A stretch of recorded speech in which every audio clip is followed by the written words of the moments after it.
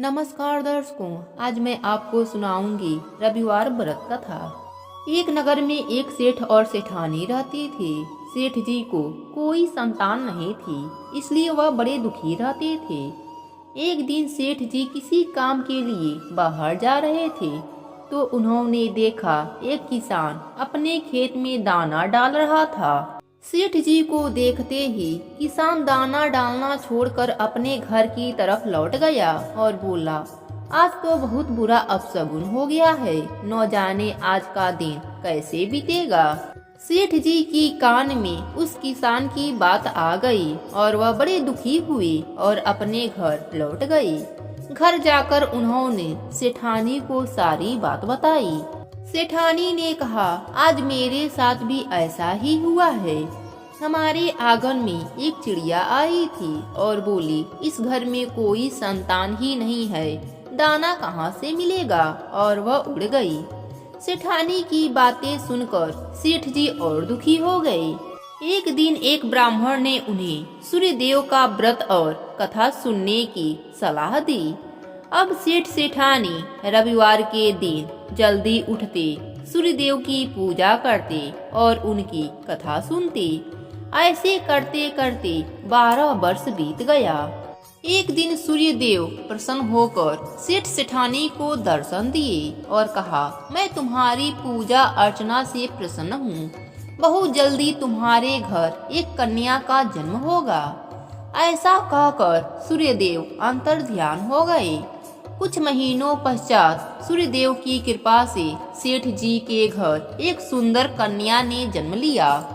जब सुबह होता तो उस कन्या के आसपास हीरा बिखरा मिलता। यह सब सेठानी देखकर बहुत खुश होती, लेकिन उसने यह बात किसी को भी नहीं बताई। यहाँ तक कि वह सेठ जी को भी यह बात नहीं बताई थी। धीरे धीरे वह कन्या बड़ी हो गई। वह भी अपने माता पिता के तरह सूर्यदेव की परम भक्त थी। वह रोज उनकी पूजा अर्चना किया करती थी। धीरे धीरे कन्या विवाह के योग्य हो गई। अब सेठ जी अपने कन्या के लिए विवाह खोजने लगे।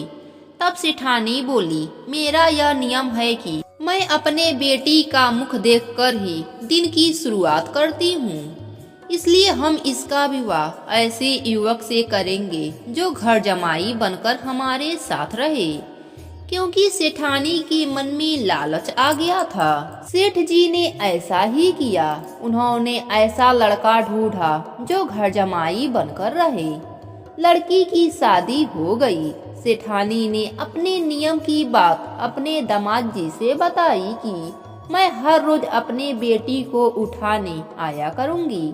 लड़के ने कहा, ठीक है। लेकिन सेठानी का रोज रोज सुबह आना उसकी जमाई को अच्छा नहीं लगता था। उसने इस बात की शिकायत अपने पत्नी से की, लेकिन वह बोली, मेरी माँ मुझसे बहुत प्यार करती है, इसलिए वह सुबह मेरा मुंह देखकर ही अपनी दिनचर्या आरंभ करती है। एक दिन सेठानी को देरी हो गई। उस दिन उसका जमाई जल्दी उठ गया और उसने देखा उसकी पत्नी के चारों ओर हीरा बिखरा पड़ा है।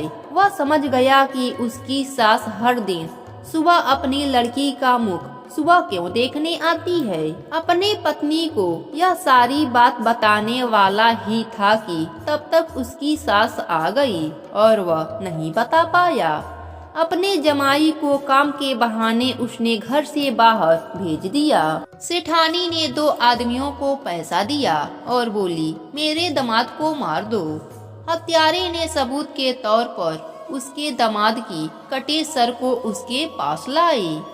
सूर्यदेव ने देखा कि धन के लालच में मेरे द्वारा दी गई कन्या के पति को मार दिया गया। मुझे उसकी रक्षा करनी होगी। सूर्यदेव ब्राह्मण बनकर सेठानी के घर में भिक्षा मांगने आए।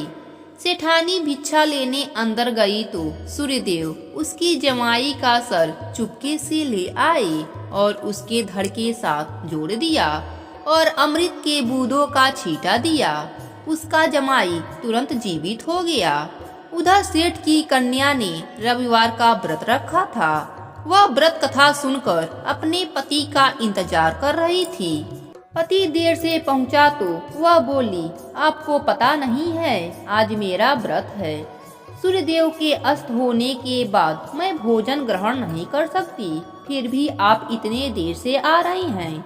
तब उसके पति ने उसे सारी बात बताई। अब दोनों ने घर छोड़ने का फैसला ले लिया। उसकी माँ ने उसे बहुत रोका, पर उसने एक ना सुनी और कहा, माँ, मैं तुम्हारे साथ अब और नहीं रह सकती, अपने पति के घर जाऊंगी। ऐसा कहकर वह ससुराल चली गई। सूर्यदेव की कृपा से उसके घर में सुख समृद्धि के साथ 2 पुत्रों की उत्पत्ति हुई।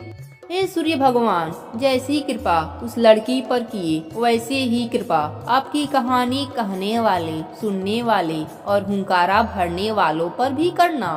जय हो सूर्य भगवान की।